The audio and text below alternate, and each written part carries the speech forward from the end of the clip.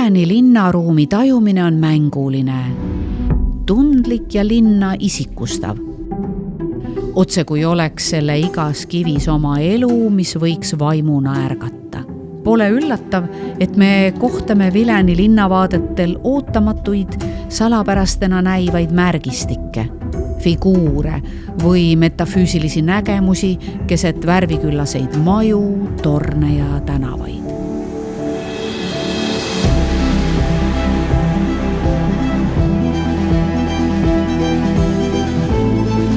Tuntud kui absoluutselt ebakonventsionaalne arhitekt räägib Viljand sageli energiast, mis ühendab paiku ja inimesi. Tema maalid, olgugi et välja kutsuvalt värvidele orienteeritud, ei ole siiski vaid pelgalt kirkalt hullumeelsed kompositsioonid, vaid ühe sügavalt isikliku filosoofia väljendused,